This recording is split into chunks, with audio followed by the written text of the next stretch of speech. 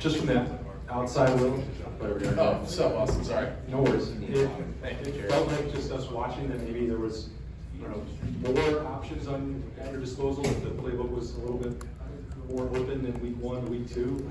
Is that just the slow buildup of an offense and being able to do more things as the week goes on, the year goes on? I think, every week's different, and, our game plan going into this game was definitely different than last week. And I think, the same can be said about, whoever we play next, Marshall.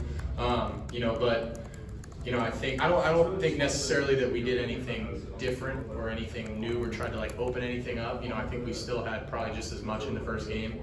Really also is just, how the game's going. Sometimes some of the more exotic stuff's working. This game we ran the ball really well, and we were able to establish a really good run game. And that was great. I think part of it, we're evolving every week, and we're taking the things that work and the things that don't, and learning from it and whatnot. I think we did a good job evolving, and I think just overall we just played cleaner, to start the game. Over to the left, Rob Aller, Columbus Dispatch. Is there a limit to evolution?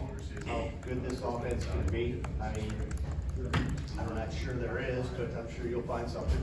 I truly don't think there is. I think we played well tonight, but the thing is, there's still some plays that we left out there. Still some plays that some meat we left on the bone. And I think that's the exciting thing about this team is that we have so much talent, so many guys that are doing so many good things. But we still can build on it and grow and become a better team. And I think that's the exciting thing is that we're never satisfied. Where can you improve? What hurts more, the missed throw or the made throw in terms of what do you remember coming out of a game like this? Oh yeah, the missed throw, 100%. That throw I underthrew to Jeremiah, that's gonna really hurt me for a little bit. But I mean, I think I played a pretty clean game for the most part. But yeah, coming out of a game like that, those are the ones that sting and burn and that I remember and that I don't want to let happen again. Over to the right, Dylan Davis, Delaware Gazette. On Tuesday, you said that last week you almost felt like an away game with a lot of newness and everything, doing everything for the first time. How more comfortable did you feel today on game day? I guess how did you feel that materialize on the field? So much more comfortable. I just felt settled into the routine of everything. The routine was set, and I knew what it was. I didn't feel surprised by anything, and I think the same can be said about a lot of us. Last week being new guys, quote unquote. Even Coach Kelly, there's some new coaches. Everyone's kind of figuring, finding their way and finding their feet. But this week was a lot better because we got the same routine, and it's great to get into a routine and know. I'm a big routine person, whether it's day to day or on a game day or whatever. I just like to have a routine, and when you can settle into that routine and know what to expect, what's coming, it just settles your mind down a little bit, and you don't have as many jitters, and I think you saw that today. Second row left, Jeff Gilbert, Press Pros. What was it like getting to throw the ball the first 4 plays of the game, and what did that drive do for you guys? I mean, you just kept going and never slowed down. What was the impact of that drive?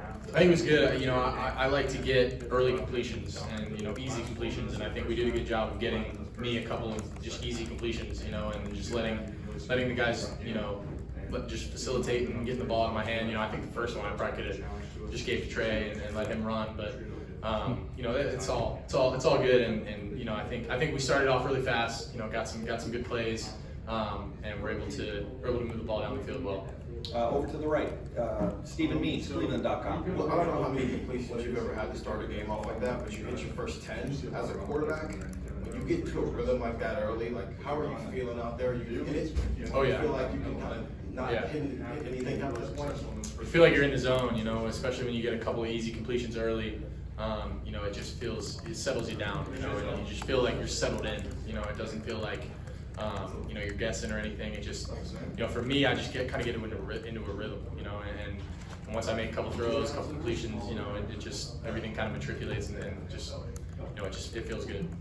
Over to the right here, Andy Backstrom, Letterman Brooks. Yeah, Will, you had your first rushing touchdown today. How did that feel, first of all? And I think that was out of a heavy set, a lot of heavy sets today. Did you like that 3 tight ends, 4 tight ends? I love it, man. I love it. I love getting in that heavy stuff and running the ball, and especially because that usually means we're in either short yardage or in the red zone. And we were in that a lot today, which is great. And we made some good plays, but I always say, you know, it's great to throw a touchdown. It feels awesome. It's a great feeling, but there's nothing quite like running a touchdown in and feeling the crowd and celebrating with your teammates in the end zone. Like, there's no feeling like that, and it was pretty awesome. Now over to the right, Joey Kaufman, Columbus Dispatch. Well, Coach, they mentioned that you thought your timing was better with some of the guys, with Jeremiah, and it sets, when your timing's better, it helps set up some of those bigger plays. What do you think maybe contributed to that, just overall timing, guys? I think we were just settled in from the start, and I think the way that we started kind of helped us get into a rhythm faster. And I think, you know, when I'm on time, you know, when my feet are moving, you know, even a couple plays tonight, you know, there are plays where my feet, you know, kind of go dead, and I may, you know, not be as accurate on that throw. And there's you know, some certain things that, you know, I know I need to keep working on. But, you know, I think that we were able to get into a quick rhythm and get a couple completions, and you know, from there it's just you're able to settle in and kind of let things happen. Stefan Kreisny, Cleveland.com.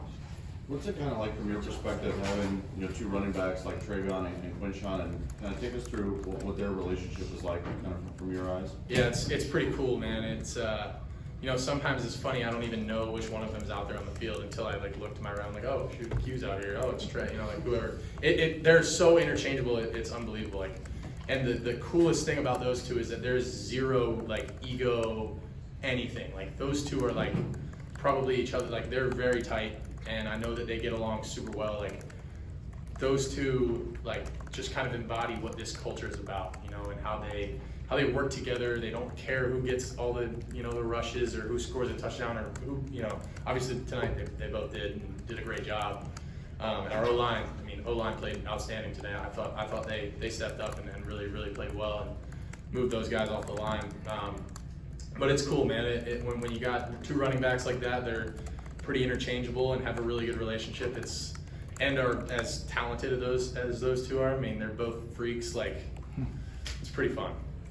Two more questions. Bill Rabinowitz, Columbus Dispatch. One shot question. Obviously, last week you played fine, but not like the breakout he had tonight. What stands out the most to you about his talent and maybe just the way? I mean, you both obviously first-year players here. About his adjustment here.